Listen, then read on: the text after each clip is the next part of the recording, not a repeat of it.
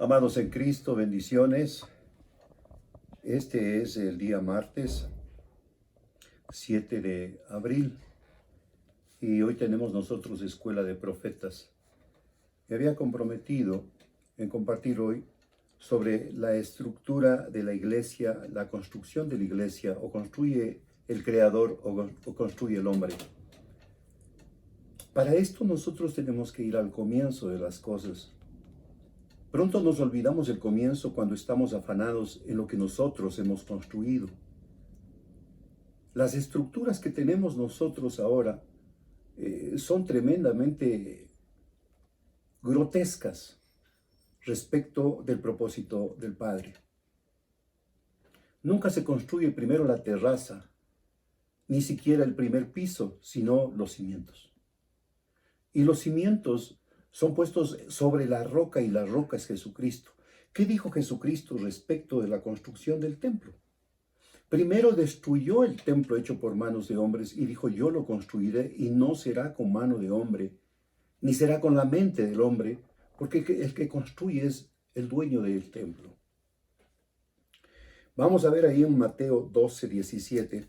Te animo que te pongas cómodo, que cojas papel y lápiz y por supuesto la escritura, porque vamos a revisar y vamos a ver estructuras, como les dije, que son muy groseras respecto del propósito del Señor, con ministerios que no existen en la Escritura y quitando los ministerios que sí son bíblicos. Por ahí se habla mucho de un ministerio de los misioneros. Lo siento, no hay misioneros. Somos los apóstoles los que hacemos misiones, eso es otra cosa. Mire allí en Mateo 21, 12. Póngase cómodo, capaz de que pueda tomar nota, capaz de que pueda escribir. Ahora es más fácil, está en familia. Usted puede tomar la ayuda de su esposa para que lea la escritura, usted siga anotando. Damos la bienvenida desde Quito, Ecuador, Centro de Adoración Betlehem, para todas las naciones, un abrazo. Lo que le voy a enseñar es la escritura. Aparte de la escritura no enseño nada más, sino como rasgos históricos. La frase mía es, conozca la historia, entienda la geografía para discernir la palabra. Mateo 21, 12. Y entró Jesús en el templo y echó fuera a todos los que vendían y compraban en el templo. Volcó las mesas de los cambistas. No ha cambiado nada. Ahora hay cambistas. Cambiaron el uso del templo, cambiaron el uso de los atrios. Volcó las sillas de los que vendían palomas y les dijo, escrito está. Aquí viene. Mi casa, casa de oración será llamada. Punto número 1, la casa no es de ninguna denominación. La casa no es de ningún famoso apóstol. La casa es casa del Señor y debe ser respetada como casa del Señor. Mi casa. El punto principal de esta casa no es la promoción del pastor de la casa, no es la promoción del apóstol de la casa. Dice, casa de oración será llamada. Ahora se afana mucho en hacer saber, en hacer conocer el nombre del pastor, el nombre del ministro, el ministerio del ministro, el ministerio del pastor. Mas vosotros lo habéis hecho cueva de ladrones, y vinieron a él en el templo ciegos, cojos, y los sanó. Esto habíamos compartido el día viernes, creo. La casa de oración se convierte en casa de milagros, y la casa de milagros se convierte en casa de alabanza. Los principales sacerdotes, los escribas, los religiosos, viendo las maravillas que se hacían, y a los muchachos aclamando en el templo, diciendo, Hosana al Hijo de David, se indignaron. Todo religioso se indigna cuando se le enseña cómo es la construcción del templo, cómo se edifica el templo. El hombre no tiene que meter su imaginación ni sus manos. El hombre lo que tiene es que oír, porque tenemos el Espíritu del Señor y Él habla del Espíritu al Espíritu. Y a los muchachos aclamando en el templo diciendo, Hosana al Hijo de David, se indignaron y le dijeron, oyes lo que dicen. ¿Por qué no permitían que los muchachos participen? Porque según la ley, lea Esdras capítulo 3, los únicos que podían participar en el templo eran los sacerdotes, los levitas, pero eran iniciados cuando cumplían 30 años de edad. Pero en Esdras el Señor cambia la edad y dice, ahora serán de 25 para arriba.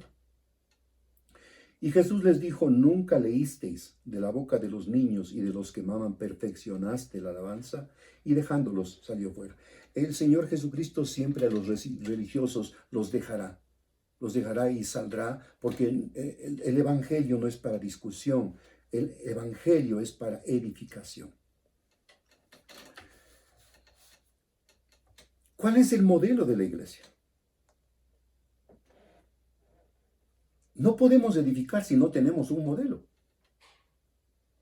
Un arquitecto primero hace los diagramas, hace los planos.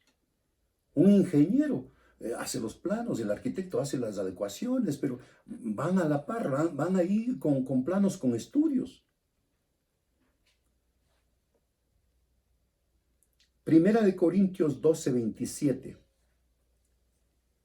El modelo de la iglesia de Cristo. Vosotros pues sois el cuerpo de Cristo y miembros, cada uno en particular, y aún nos puso el Padre, el Creador en la iglesia, primeramente apóstoles. Primeramente apóstoles. ¿Por qué?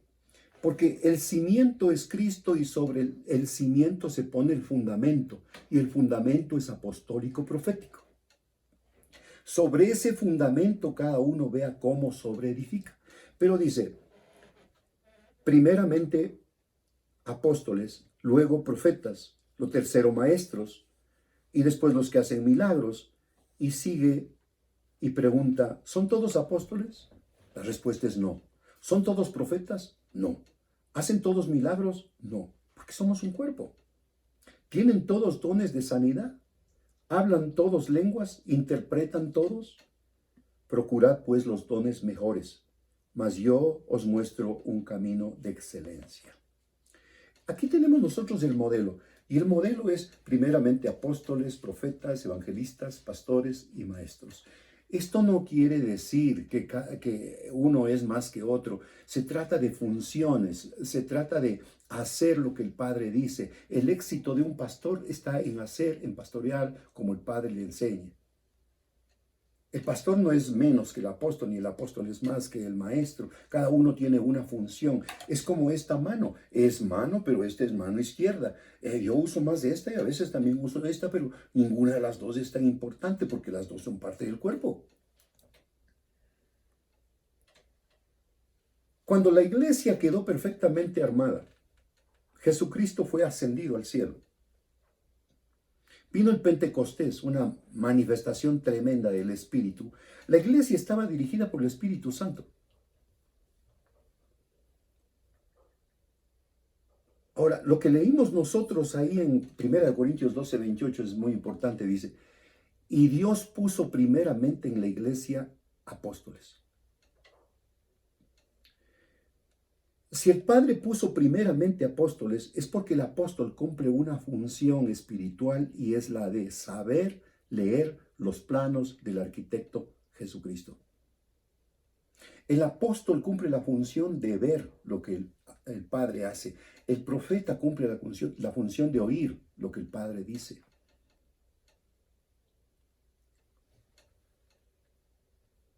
En Hechos capítulo 5:17 comienza la persecución de la iglesia. Entonces, levantándose el sumo sacerdote y todos los que estaban con él, esto es la secta de los judíos. Mire que no hablan ni de religión, sino de secta. La diferencia, secta es la que niega la deidad de Jesucristo. Se llenaron de celos, echaron mano a los apóstoles y los pusieron en la cárcel pública. Comienza la persecución. Bueno, al final usted sabe, se termina todo. El último es Juan en la isla de Patmos recibiendo el libro de Revelaciones. Escribe ese libro y es lo que nosotros tenemos ahora como guía respecto de los últimos tiempos. En el libro de los Hechos, capítulo 11, verso 1, Pedro informa de su actividad ¿A quiénes? Vamos a ver. Oyeron los apóstoles y los hermanos que estaban en Judea que también los gentiles habían recibido la palabra del Creador de Elohim. Y cuando Pedro subió a Jerusalén, disputaban con él los que eran de la circuncisión. Hasta ahora están discutiendo los de la circuncisión. ¿Por qué has entrado en la casa de los hombres incircuncisos y has comido con ellos? Entonces Pedro comenzó a contarles por orden lo sucedido, diciendo: estaba yo en la ciudad de Jope orando y vi un éxtasis en visión, algo semejante a un gran lienzo que descendía, que por las cuatro puntas era bajado del cielo y venía hasta mí. Cuando fijé en él los ojos, consideré y vi cuadrúpedos terrestres, fieras, reptiles, aves del cielo. Oí la voz que me decía: levántate, Pedro, mata y come. Y dije: Señor, no, porque ninguna cosa común o inmunda entró jamás en mi boca. Entonces la voz me respondió del cielo por segunda vez: lo que el Creador limpió, no lo llames común. En el versículo 9 dice: entonces, oídas estas cosas, callaron, glorificaron a Dios, diciendo: de manera que también los gentiles ha dado Dios arrepentimiento para vida. ¿Qué te estoy diciendo? ¿A quién estaba informando Pedro? Al concilio. ¿Quién era el concilio? Los apóstoles. Nosotros ahora tenemos cantidad de concilios, concilio de la denominación tal, concilio de. Alguna vez quise yo hablar con un expresidente en Ecuador y él me recibía muy amable y me dijo: pastor, ¿por qué no nombran ustedes un solo papa? La católica tiene un papa, pero ustedes tienen muchos. Representante de, representante de. Oiga, cada uno edificó la iglesia como quiso. Y le voy a decir por qué. Porque nosotros nos dejamos guiar por doctrinas de hombres y no nos hemos empeñado en humillarnos delante del dueño de la iglesia que está edificando. En vano trabajan los edificadores si el Padre no es quien edifica la casa. La persecución acabó con toda la iglesia de Cristo. El Padre Celestial encuentra a un curita, a un sacerdote allí en Alemania, en Wittenberg, a Martín Lutero. Y este Martín Lutero estaba en un conflicto grande, por cuanto en ese tiempo se estaba construyendo la Capilla Sixtina. Este sacerdote alemán recibió la revelación de la salvación que es por fe. Se estaba construyendo la Capilla Sixtina al costado de la Basílica de San Pedro. Estoy hablando de 1463 a 1481. El Papa Sixto IV estaba construyendo en su honor la Capilla Sixtina y comienzan a cobrar las indulgencias para salvación. Y pagaban las indulgencias y pagaban hasta que alguien fue a Lutero y le dijo: bueno, padrecito, ¿cuánto más tengo que pagar? Porque yo ya tengo pagado tanto, pero no sé si es que tengo ya asegurada la salvación. Y le viene a Lutero esa inquietud y empieza a buscar y se encuentra con la revelación en el libro de Romanos de la salvación por fe y para fe. Y él escribe las 95 tesis de la reforma que le llamaron la reforma protestante. La iglesia de Cristo no es protestante, nosotros no protestamos nada. Nosotros predicamos el evangelio. Olvídese, la iglesia no es protestante. Ese nombre pusieron los católicos. Y no a la iglesia del Señor, sino a la iglesia que descubrió como origen la salvación y la revelación de la salvación por fe. Allí en Romanos 1, 16, 17, Pablo escribe y dice: porque no me avergüenzo del evangelio, porque es poder de Dios para salvación a todo aquel que cree, al judío primeramente y también al griego, porque en el evangelio la justicia del Creador se revela por fe y para fe. Salvación es fe, evangelio es fe, pero tiene que ser revelada. Todo en el reino es revelación. Si no hay revelación, lo que hay es religión.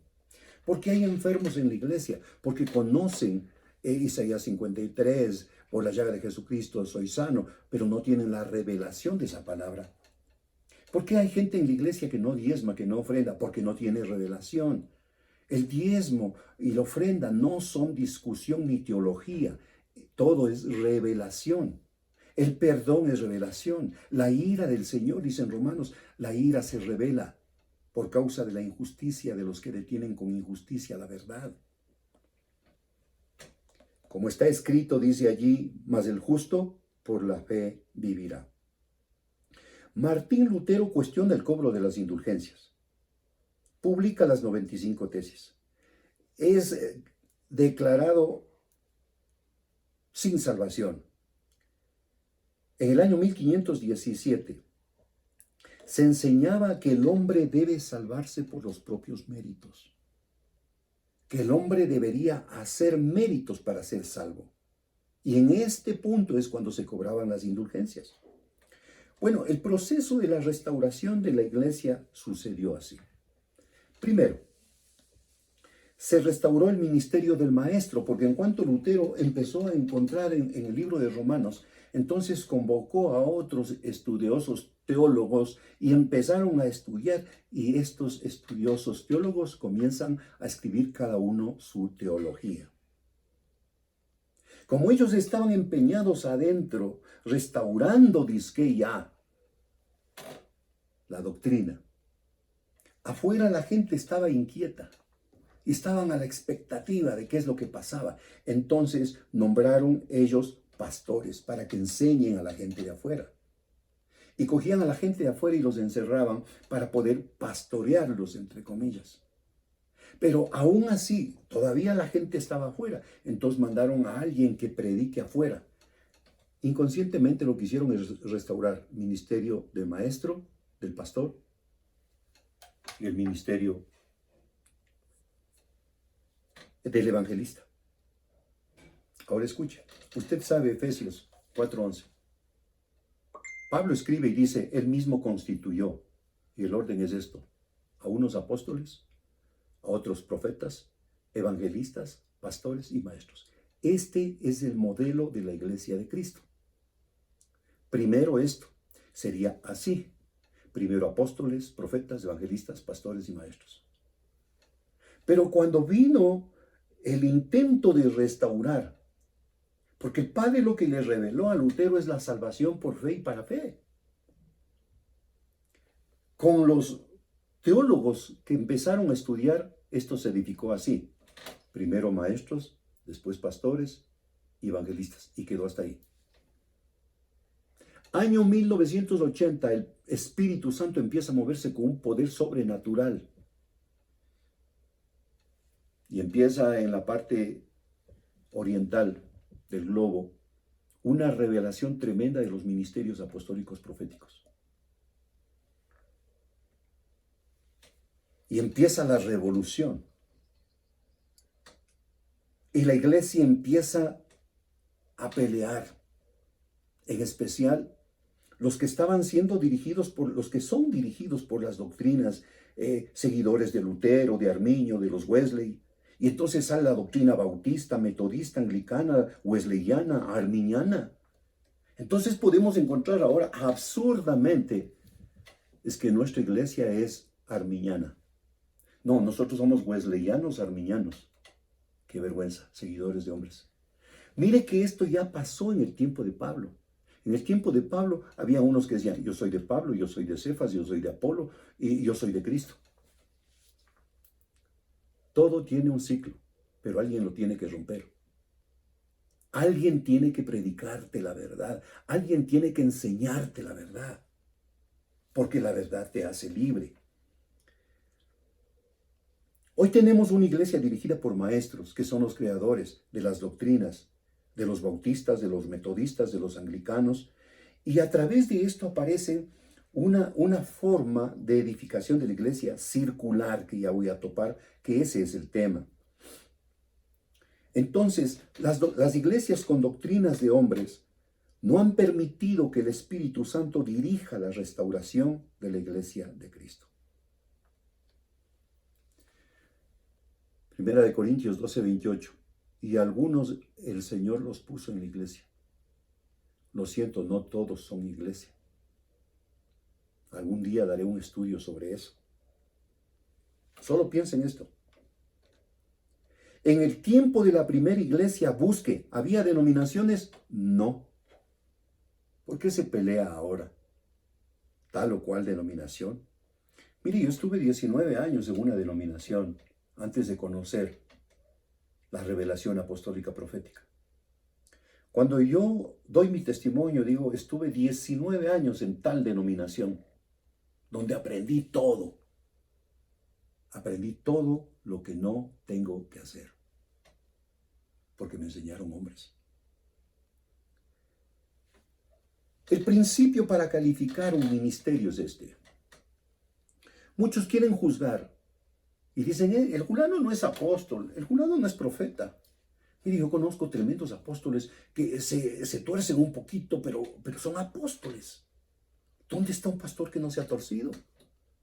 ¿Dónde está alguien que no se ha virado un poco? Pero no ha dejado de ser pastor. El problema es este.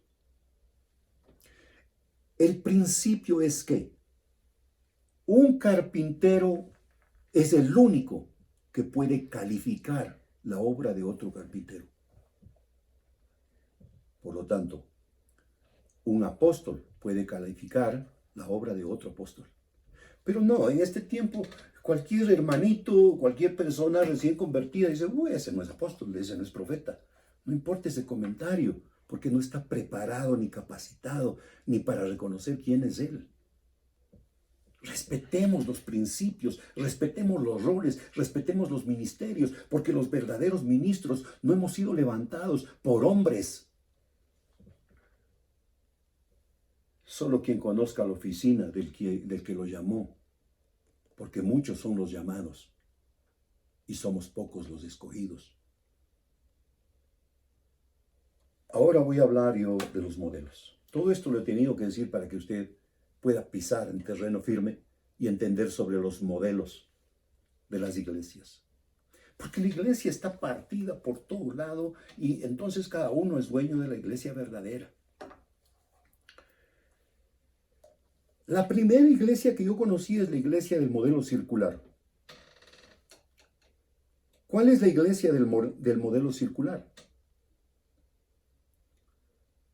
El modelo circular marca una circunferencia y en el centro de la circunferencia está el que defiende esa posición.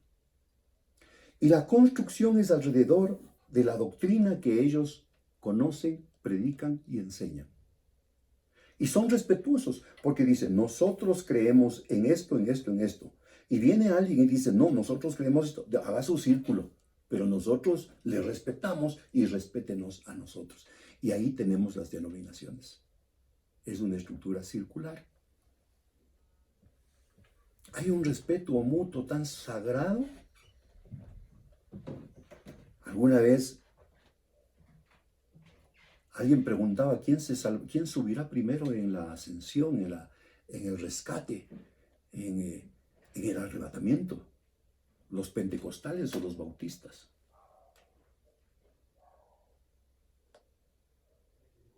Una buena pregunta, ¿no? Difícil de contestar. Los teólogos sí tienen la respuesta. Este modelo circular tiene un sistema de gobierno de ancianos, de junta. Y yo digo la junta, que nada junta y todo lo desjunta, porque yo vi 19 años cómo destruían a los verdaderos llamados. Cómo se repartían el pastel, cortando esto para ti, esto para acá, ya va a morir el uno, cambiemos para acá, moviendo las fichas. ¡Qué vergüenza! ¡Qué vergüenza! Este modelo circular definitivamente no es de parte del Señor, porque está dirigido por hombres, y son hombres que no tienen intimidad, pero no tienen temor del Señor. Hay otro modelo, horizontal. También estuve ahí.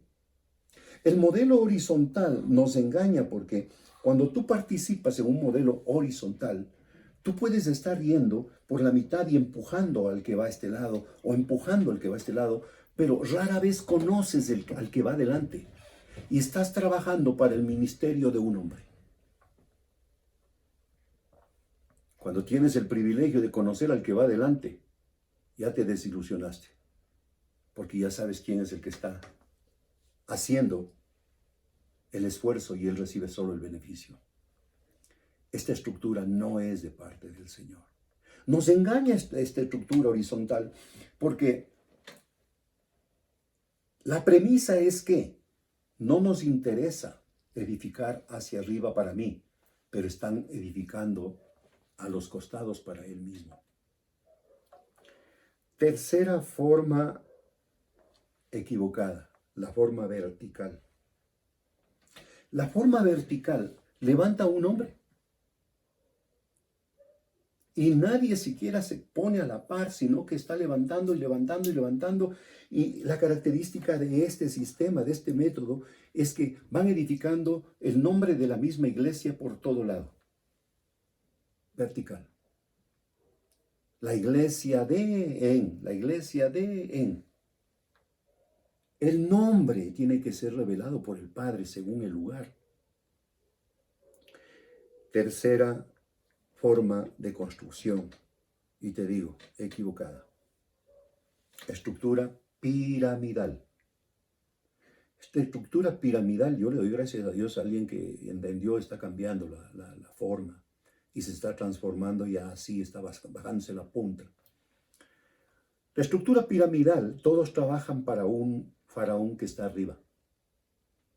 Se construye la pirámide y siempre es el ministerio y aparece el nombre del fulano. Y todos, y es un equipo tremendo que levanta la pirámide por todas las naciones y el ministerio el nombre del fulano, y está ahí. Se trabaja solo para él. Diezmos todo del mundo para él. Y la gente corre porque quiere ser parte de esta gran pirámide. Pero la pregunta es, ¿qué va a pasar cuando muera Faraón? ¿Quién va a quedar en la pirámide? De esto le decía, doy gracias al Señor que alguien ya está poniendo otros hombres detrás, porque Moisés siempre tuvo un siervo que se llamaba Josué, que será el que tome la directriz después de su partida. Ahora mire, yo le he hablado de estas estructuras, la estructura circular, horizontal, vertical, piramidal, donde está Faraón. Pero la última estructura que yo descubrí me decepcionó tremendamente. Esta es una estructura tremendamente inteligente. Es para inteligentes. Esta estructura yo la llamé estructura plana. Esta estructura plana funciona idéntico al tablero de ajedrez. En esta estructura plana, tipo ajedrez, hay un rey que es el dueño del tablero, dueño de las fichas, y se enfrenta a otros reyes. Quiere demostrar que él es el number one, que él es el todopoderoso, que él es el que ha hecho más. Lleva registro de todo. Lleva registro de sus viajes, de cuántos hoteles visitó, cuántas camas se acostó. Lleva un récord. Definitivamente va a aparecer en el Guinness. Acuérdense. Este rey se cree el rey de todo el mundo. Y es una pena porque va a despertar. ¿Cómo funciona este sistema plano? En esta estructura, al igual que en el ajedrez, este rey le da la confianza total a una reina. No necesariamente una mujer. Porque él sí premedita y dice, bueno, si es que yo pierdo la partida, bueno, alguien va a quedar detrás de mí. Y a esa reina es intocable. Esa reina puede hacer todo lo que quiera, se mueve por donde quiera, hace lo que quiere, despide al que quiere. Es fácil saber quién es el rey y quién es la reina en estas estructuras. Siempre van los dos juntos. Y faltan dos más que tengo que decirle quiénes son. Los mismos y los mismos. Fulano, sultano, mengano y perencejo. Estructura plana, edificando su reinito. peleando su batalla. La reina, la que hace y deshace con el aval del rey. Al lado del rey siempre hay dos alfiles, los que cuchichean y hablan siempre y hablan de todo el reino a la oreja del rey. El rey toma decisiones solo sentado y ni siquiera dice, no, dice, ese fulano, dígale que no me conviene que le vean conmigo. El rey ya dio la orden. Es terrible. Estos alfiles hablan a la oreja del rey comunicándole todo, los pormenores y los pormayores. No tan lejos del rey hay dos caballos que imponen el miedo y el respeto al rey. Se mueven en pequeños círculos y avanzan o regresan. Preparan el terreno para el avance. Preparan el terreno antes de la visita del rey o de la reina, que siempre vendrá con sus alfiles. Tiene dos torres que son las que cuidan el reino. Parece que no hay, pero están ahí divisando y están cuidando su reino. Oye, esta estructura es la que más me impresionó. Es una estructura tremendamente inteligente. Usted no puede pasar desapercibido en el tablero, porque uno de ellos, o la reina, o el alfil, o el caballo, o las torres, ya saben lo que tú estás haciendo y le están comunicando al rey. Las torres cuidan el reino del rey. Y por último, este es el papel que yo más conocí, el de los peones. Son los que más número están en el tablero, pero somos los más intercambiables. Hasta los podemos dar a cambio de. Nos avergonzamos de los peones. No, este peón no me sirve, que le coman ahí. No, este peón ya me está estorbando. Vamos a quitarlo del tablero. Yo viví este sistema de construcción. Qué gran compromiso tener un ministerio apostólico y no saber cómo construir. Yo sé que hay muchos apóstoles maravillosos, preciosos, que construyen el reino y he trabajado con ellos también. Esa es una estructura que viajan poniendo su pasaje, poniendo su ofrenda, llevando ofrenda. No van a recibir ofrenda. Yo trabajo con esos apóstoles, con esos profetas, porque nos costeamos nosotros los tickets de avión, nos costeamos el hotel. Nosotros no vamos a pedir ofrenda, nosotros vamos a dar, porque hay gente que allá nos recibe que no tiene ni para un pan. Los apóstoles del sistema plano, del sistema ajedrez, antes de viajar calculan cuánto de ofrenda hay allá. Porque tengo que compartir con los alfiles, con la reina. Tengo que compartir con la trompeta. Oiga, qué terrible. Iglesia, es tiempo de buscar una iglesia que tenga una estructura de temor, edificada por el Espíritu Santo. Yo te hablaba de los peones. Somos los primeros intercambiables. Si está en peligro el rey, no importa, pongámosle a un peón que lo coman ahí. Si está en peligro la reina, pongámosle al peón delante, porque un peón no importa. Los peones son los que más trabajan en el tablero, los que más gastamos tiempo, los que más hacemos. La consolación es que nosotros hicimos todo esto para el Señor. Porque si invertimos dinero, trabajo, gente. En este sistema, aún en este tiempo de encierro, quieren manejar. A ver, todos reúnanse en que va a haber salvación. La salvación no la hacen los hombres, la salvación la hace el Señor. La salvación la hace con un hombre que esté listo y presto para hablar en la casa. Es ahora cuando viene tiempo de salvación para tu casa, para tu familia, porque estás ahí en encierro y vas a tener que leer la escritura con ellos y vas a tener que hablar y va a haber un quebrantamiento, pero no porque un famoso evangelista, un famoso apóstol empiece a predicarte, sino porque el Espíritu entrará a tu casa cuando le des el sitio que se merece. No podemos edificar al revés, iglesia. Los que han establecido las doctrinas son hombres. Hay 3 clases de doctrinas. La doctrina apostólica, mira en el libro de los Hechos, capítulo 2, dice que enseñaban la doctrina de los apóstoles. Busca ahí si hay la doctrina de la bautista, metodista, anglicana, alianza, misionera, pacto. No, lo siento. Busca en la Escritura. ¿Por qué desechan lo que sí dice la Escritura y aceptan lo que no dice la Escritura? Dice, ¿constituyó apóstoles y profetas? No hay apóstoles, no hay profetas, pero hay misioneros. No hay doctrina apostólica, pero hay doctrina bautista, metodista, anglicana. No, amado hermano, quítate la vestidura de tu religión. Vístete con la sangre de Jesucristo.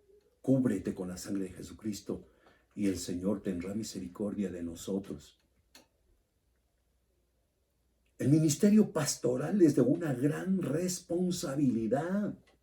El ministerio pastoral tiene que rendir cuentas de qué es lo que diste de comer al pueblo durante 10, 15, 20 años. El ministerio pastoral es un ministerio. Yo digo, de los 5 ministerios, yo me quito el sombrero frente al ministerio pastoral.